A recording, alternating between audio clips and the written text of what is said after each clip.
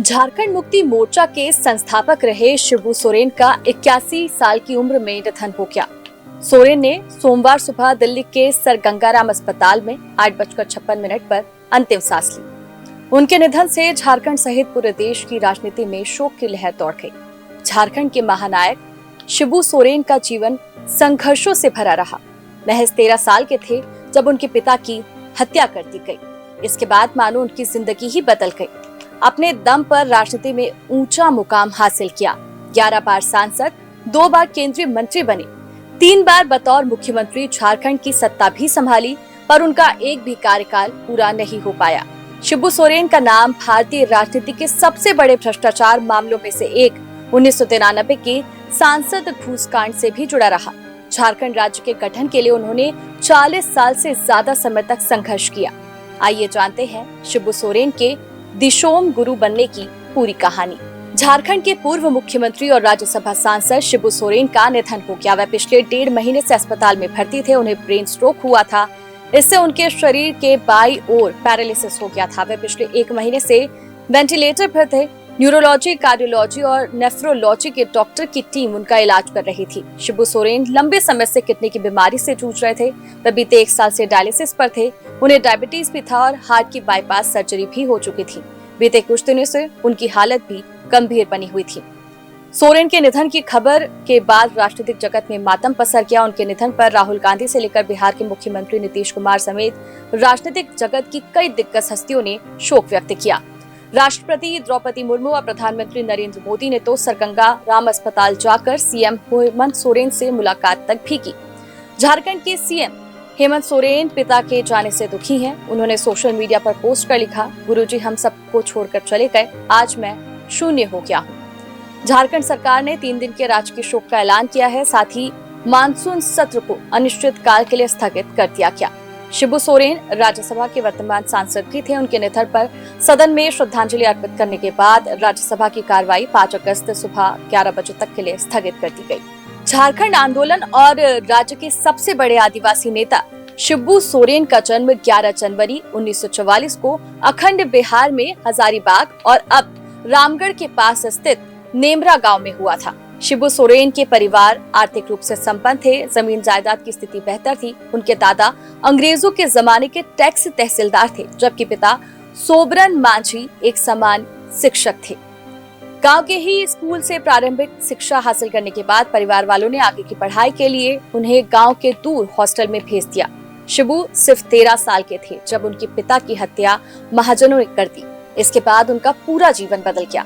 उन्होंने पढ़ाई छोड़ दी और महाजनों के खिलाफ बिगुल फूंक दिया। शिबू ने आदिवासी समाज के हक में लड़ना शुरू किया। 1970 के दशक में उन्होंने धान कटनी आंदोलन की शुरुआत की और सूदखोर महाजनों के खिलाफ संघर्ष किया। धीरे धीरे उनका प्रभाव बढ़ने लगा था। आदिवासी समाज के लोगों में इस नवयुवक के चेहरे पर अपना नेता दिखाई देने लगा, जो उन्हें सूदखोरों से आजादी दिला सकते थे। उनका बाइक पर गांव-गांव जाकर आदिवासियों को जागरूक करना आज भी झारखंड की जनता याद करती है। एक बार उन्हें महाजनों के गुंडों ने घेर लिया, लेकिन उन्होंने बाइक समेत बराकर नदी में छलांग लगा दी और अपनी जान बचाई। इसी आंदोलन के दौरान शिबू सोरेन को दिशोम गुरु की उपाधि मिली, जिसका अर्थ होता है देश का गुरु। शिबू सोरेन अपनी संघर्ष और आंदोलन के दम पर राजनीति की दुनिया में फर्श से अर्श तक का सफर करने में कामयाब रहे। दुमका से उनका खास रिश्ता रहा है। शिबू सोरेन ने पहली बार 1977 में चुनाव लड़ा था, लेकिन उन्हें हार का सामना करना पड़ा। हालांकि 1980 के दशक में शिबू सोरेन झारखंड की राजनीति के जाने माने नाम बन चुके थे। 1980 में शिबू सोरेन लोकसभा चुनाव लड़ने के साथ जीत भी गए। पहली बार दुमका सीट से सांसद बने। इतना ही नहीं, दुमका से चुनाव जीतने का कीर्तिमान भी बना दिया। शिबू सोरेन 8 बार सांसद रहे हैं इस सीट से। इसके अलावा वे 3 बार राज्यसभा सांसद भी रहे। केंद्र में यूपीए सरकार में 2 बार कोयला मंत्री बने, लेकिन चीड़ह हत्याकांड में नाम आने पर उन्हें इस्तीफा देना पड़ा। साल 2000 में झारखंड राज्य के गठन के बाद शिबू सोरेन ने 3 बार राज्य के मुख्यमंत्री पद की जिम्मेदारी संभाली, लेकिन एक बार भी उनका कार्यकाल पूरा नहीं हो पाया। तीनों कार्यकाल मिलाकर वह सिर्फ 10 महीने 10 दिन तक मुख्यमंत्री पद पर रहे। पहली बार 2 मार्च 2005 से 12 मार्च 2005 तक 10 दिन के लिए झारखंड के मुख्यमंत्री बने। दूसरी बार 28 अगस्त 2008 से 18 जनवरी 2009 तक 143 दिन के लिए मुख्यमंत्री पद पर रहे। तीसरी बार 30 दिसंबर 2009 से 31 मई 2010 तक 152 दिन के लिए झारखंड के मुख्यमंत्री शिबू सोरेन बने। शिबू सोरेन ने आदिवासियों के अधिकारों के लिए जीवन भर संघर्ष किया। बिहार से अलग झारखंड राज्य के गठन की लड़ाई में शिबू सोरेन की भूमिका ऐतिहासिक रही। उन्होंने झारखंड मुक्ति मोर्चा के जरिए एक जन आंदोलन खड़ा किया, जिसने केंद्र सरकार को नया राज्य बनाने पर मजबूर कर दिया। 4 दशक के आंदोलन और संघर्षों के दम पर 15 नवंबर 2000 में जब अलग झारखंड राज्य का गठन का सेहरा इनके सिर बंधा, तो पूरा झारखंड ही नहीं, देश ने दिशोम गुरु के संघर्ष को सैल्यूट किया।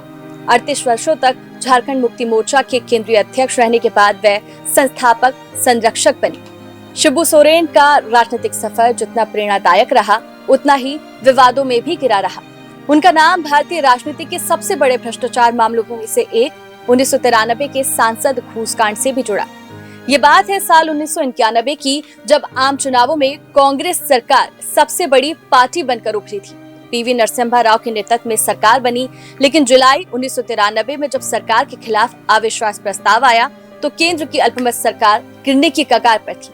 उस समय जेएमएम के 4 सांसदों शिबू सोरेन, शैलेंद्र महतो, सूरज मंडल और साइमन मरांडी पर आरोप लगे कि उन्होंने घूस लेकर नरसिम्हा राव सरकार के पक्ष में वोट डाला था। शिबू सोरेन ने अपने खिलाफ चल रहे मुकदमे में संसद सदस्य होने का विशेष अधिकार होने की दलील दी। सुप्रीम कोर्ट ने 1998 में पीवी नरसिम्हा राव बनाम सीबीआई मामले में 3-2 के बहुमत से फैसला देते हुए ये कहा कि संसद में भाषण या वोटिंग करने पर सांसदों को आपराधिक मुकदमे से छूट है। इसी के आधार पर शिबू सोरेन और अन्य सांसदों पर दर्ज केस रद्द कर दिए गए। हालांकि ये विवाद उनके राजनीतिक जीवन की काली छाया रहा, लेकिन शिबू सोरेन ने झारखंड की राजनीति में गहरी छाप छोड़ी है। शिबू सोरेन एक नाम नहीं थे, झारखंड की आत्मा थी। एक जटिल लेकिन प्रभावशाली राजनीतिक शख्सियत थे। शिबू सोरेन का निधन केवल एक राजनेता का नहीं, बल्कि एक आंदोलन, एक विचार और एक संघर्ष की आवाज का अंत है। झारखंड की राजनीति के एक युग का अंत है। उन्होंने झारखंड को न केवल एक अलग पहचान दिलाई, बल्कि आदिवासियों को संगठित कर उन्हें उनका हक भी दिलाया। दिशोम गुरु का योगदान आने वाले वर्षों तक झारखंड और भारतीय राजनीति में याद किया जाएगा। फिलहाल के लिए वीडियो में इतना ही। चैनल चौथा खंबा को सब्सक्राइब कर ले। आपसे मुलाकात होगी अगली वीडियो में। तब तक के लिए नमस्कार।